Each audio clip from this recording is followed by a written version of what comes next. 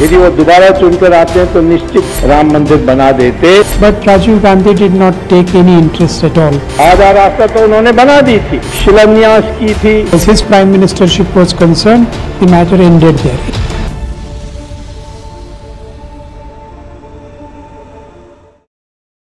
राजनीति मुद्दों पर लड़ी जाती है और अयोध्या एक ऐसा मुद्दा रहा जिसे बीजेपी ने सालों साल भुनाया और कांग्रेस को इसकी कसक रह गई।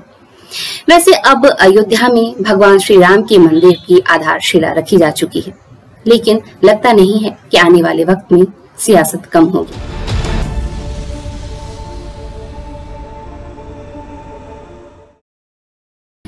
नमस्कार, आप देख रहे हैं स्ट्रीट बज़ और मैं हूं नीलम। भारत की राजनीति को तरह तरह से तोड़ने मरोड़ने का काम अगर किसी मुद्दे ने किया तो वो है अयोध्या का मसला। इस रेस में बीजेपी की रफ्तार को देखकर कांग्रेस भी मैदान में कूद पड़ी। भारत की राजनीति को तरह तरह से तोड़ने मरोड़ने का काम अगर किसी मुद्दे ने सबसे ज्यादा किया तो यह है अयोध्या मंदिर का मुद्दा। इस रेस में बीजेपी की रफ्तार को देखकर कांग्रेस भी मैदान में कूद पड़ी। तत्कालीन प्रधानमंत्री राजीव गांधी ने अयोध्या में राम मंदिर का शिलान्यास करवा डाला। उन्हें उम्मीद थी कि मंदिर पर हो रही राजनीतिक रेस में कांग्रेस बीजेपी को पछाड़ देगी, लेकिन इस खेल में महारत हासिल कर चुकी बीजेपी को हराना कांग्रेस के वश में नहीं था। अयोध्या मुद्दे ने एक नया टूल उस वक्त पकड़ा जब 6 दिसंबर 1992 को कार सेवा के नाम पर मस्जिद ध्वस्त कर दी गई। बीजेपी के वरिष्ठ नेता लालकृष्ण आडवाणी, मुरली मनोहर जोशी, उमा भारती आदि सभी की मौजूदगी में इमारत ध्वस्त हुई और सारी जिम्मेदारी मुख्यमंत्री होने के नाते कल्याण से बराई, क्योंकि उसी से कुछ समय पहले वो सर्वोच्च न्यायालय के समक्ष हलफनामा पेश कर चुके थे कि वो मस्जिद के स्टेटस को मेंटेन करवाएंगे और उसे किसी प्रकार का नुकसान नहीं होने देंगे। इस बार राम मंदिर के नाम पर कल्याण सिंह को कुर्सी से हाथ धोना पड़ा। बीजेपी ने यदि कुर्सी गंवाई तो अयोध्या मंदिर के नाम पर सत्ता पाई भी। समय के साथ बीजेपी की शक्ति बढ़ती चली गई। राजनीति होती रही, सियासी सरगर्मियां जारी रहीं। उधर अदालत में सुनवाइयों का दौर भी चलता रहा। आखिरकार 9 नवंबर 2019 को मुख्य न्यायाधीश रंजन गोगोई की अध्यक्षता में सुप्रीम कोर्ट ने पिछले फैसले को हटा दिया और कहा कि भूमि सरकार के कर रिकॉर्ड के अनुसार है। इसने हिंदू मंदिर के निर्माण के लिए भूमि को एक ट्रस्ट को सौंपने का आदेश दिया। इसने सरकार को मस्जिद बनाने के लिए सुन्नी वक्फ बोर्ड को वैकल्पिक 5 एकड़ जमीन देने का आदेश दिया।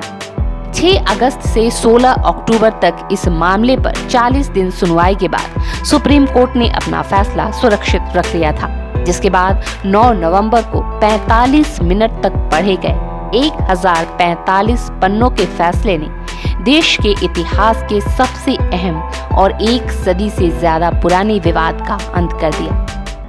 कोर्ट ने तो जो फैसला सुनाना था सुना दिया, लेकिन शायद जनता अपना फैसला उससे पहले ले चुकी थी। कई शताब्दी पुराने राम जन्मभूमि बाबरी मस्जिद विवाद पर सुप्रीम कोर्ट के फैसले को देश ने शांतिपूर्ण और विवेक सम्मत अंदाज में ग्रहण किया। फैसला आने से पहले सबकी सांसें थमी हुई थीं। खून खराबी का इतिहास कहीं दोहराया ना जाए, लेकिन ऐसा बिल्कुल नहीं हुआ। दरअसल जब भी कोई विवाद एक हद से ज्यादा लंबा खिंच जाता है तो समय के साथ उसकी शिथिलता बढ़ जाती है। कुल मिलाकर एक देश के रूप में हमने जिस कुशलता, शांति प्रियता और समझदारी का परिचय देते हुए इस विवाद से अपना पीछा छुड़वाया है, वह ये बताता है कि एक लोकतांत्रिक समाज के रूप में हम पहले से ज्यादा परिपक्व हुए हैं। वैसे आम लोग चाहे जितनी परिपक्वता दिखा दें, लेकिन आम लोगों का नेतृत्व करने वाली संस्थाएं वो कहाँ परिपक्व बन सकती हैं? वैसे आम लोग चाहे कितनी भी परिपक्वता दिखा दें, लेकिन उनका नेतृत्व करने वाले कहाँ परिपक्व बन सके हैं? राम मंदिर के भूमि पूजन के साथ ही विवाद का अंकुर फूटता नजर आ रहा है। मंदिर शिलान्यास से ठीक पहले all India Muslim personal law board ने ट्वीट किया, बाबरी मस्जिद थी और हमेशा एक मस्जिद रहेगी। हागिया सोफिया हमारे लिए एक बेहतरीन उदाहरण है। अन्यायपूर्ण, दमनकारी, शर्मनाक और बहुसंख्यक तुष्टीकरण के आधार पर भूमि का पुनर्निर्धारण करने वाला फैसला इसे बदल नहीं सकता। उदास होने की जरूरत नहीं है, स्थिति हमेशा के लिए एक नहीं रहती। यानी इस मसले को एक बार फिर हवा दी जा रही है।